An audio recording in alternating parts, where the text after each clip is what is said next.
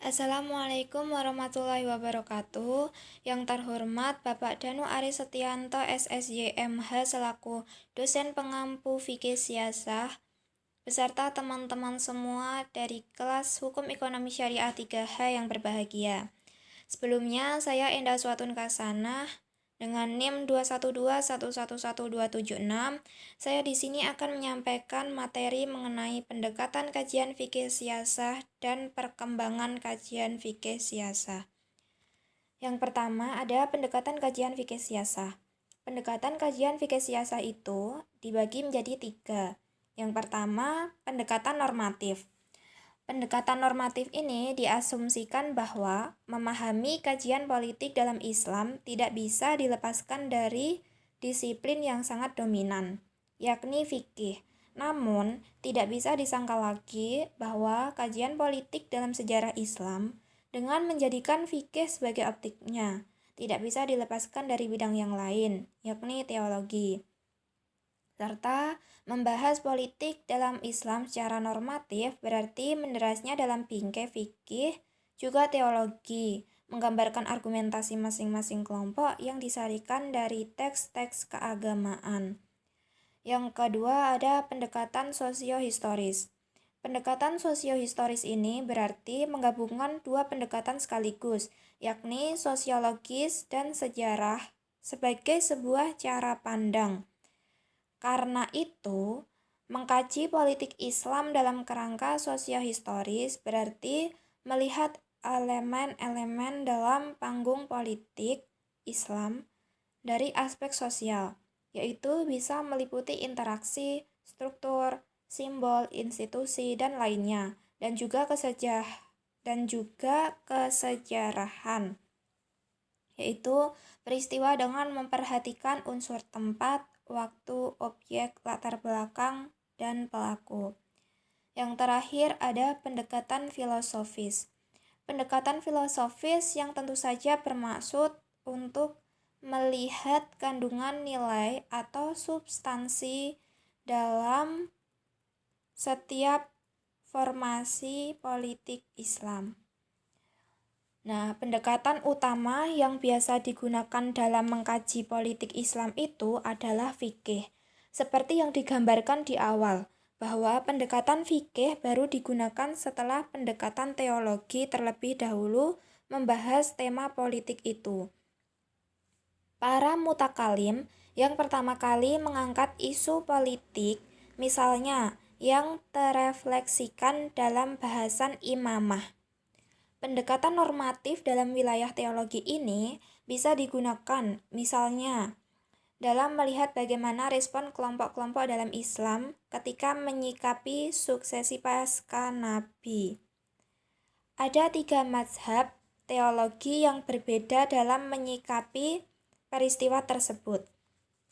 Nah, yang pertama adalah pengikut Syiah yang menyatakan bahwa imamah merupakan hak keluarga Nabi atau Ahl al-Bait. Yang kedua ada pengikut Muawiyah yang mengatakan bahwa imamah adalah pilihan manusia dan campur tangan Tuhan. Yang ketiga ada pengikut Khawarij yang menganggap bahwa masalah imamah harus dikembalikan pada dalil Al-Quran. Dengan menggunakan optik normatif teologi kajian Islam, bisa digunakan untuk mengungkap argumentasi masing-masing kelompok ihwal proyeksi politiknya. Yang kedua ada perkembangan kajian fikih siasah. Menurut Munawir Syazali, perkembangan kajian fikih siasah itu dalam sejarah umat Islam dibagi ke dalam 3 kelompok, yaitu yang pertama periode klasik, yang kedua periode pertengahan, dan yang ketiga periode kontemporer. Yang pertama periode klasik. Nah, perkembangan fikih siasah pada periode ini baru dimulai pada masa Daulah Abbasiyah oleh Ibnu Abi Robi dalam kitabnya Suluk al-Malik fi Tadbir al-Mamalik atau pedoman bagi raja dalam menjalankan pemerintahan, yang dibuat untuk Khalifah al-Mu'tasim, yaitu pada 833 sampai 842 Masehi. Ibnu Abi Robi mendukung sistem monarki dan memuji Mu'tasim sebagai khalifah yang adil dan bijaksana. Menurutnya, monarki itu di bawah pimpinan seorang raja.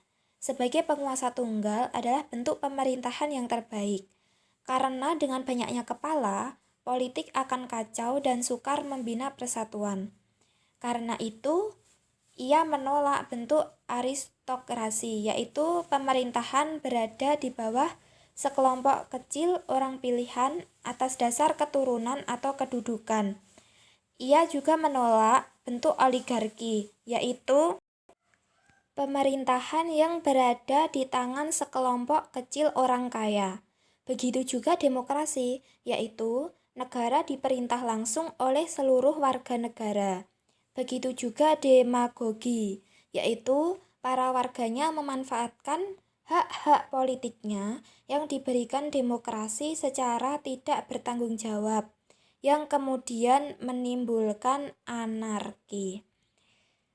Yang kedua ada periode pertengahan. Nah, periode ini ditandai dengan hancurnya dinasti Abbasiyah di tangan tentara Mongol pada tahun 1258 Masehi. Tokoh yang mengalami langsung kemunduran Islam ini adalah Ibnu Taimiyah pada tahun 1263 sampai 1328 Masehi. Pemikiran politiknya tergambar dalam kitabnya seperti Al-Siyasah Al-Syar'iyah fi Islah Al-Ra'yi wal Al-Ra'yati Majmu' Al-Fatawa dan Minhaj Al-Sunnah. Ia mempunyai pemikiran politik yang berbeda dengan pemikir Sunni lainnya, di mana ia tidak memandang imamah sebagai kewajiban syar'i, tetapi hanya sebagai kebutuhan praktis saja.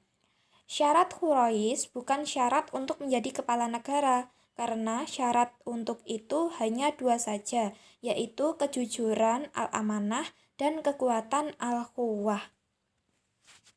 Yang ketiga ada periode kontemporer. Nah, periode ini ditandai dengan penjajahan bangsa Barat kepada umat Islam dan mereka mengembangkan politik dan pengaruh kebudayaan mereka yang sekuler. Pemikir Muslim dalam hal ini ada yang mengikuti dan juga mengadopsi cara dan budaya mereka. Ada yang anti terhadap budaya dan faham sekulerisme dan ada yang mengambil yang sesuai dengan nilai ajaran Islam dan membuang yang tidak cocok dengan nilai ajaran Islam.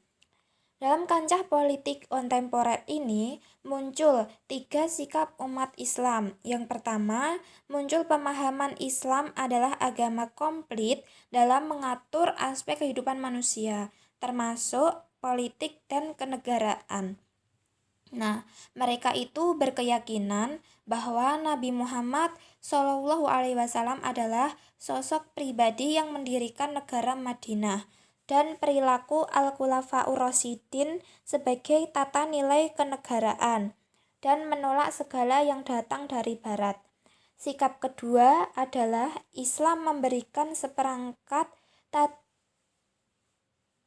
tata nabawiyah, seperangkat nilai dalam politik dan ketatanegaraan umat Islam. Sedangkan sikap ketiga yaitu menerima dan meniru paham sekuler yang dikembangkan Barat. Berikut materi yang dapat saya sampaikan, kurang lebihnya mohon maaf. Wassalamualaikum warahmatullahi wabarakatuh.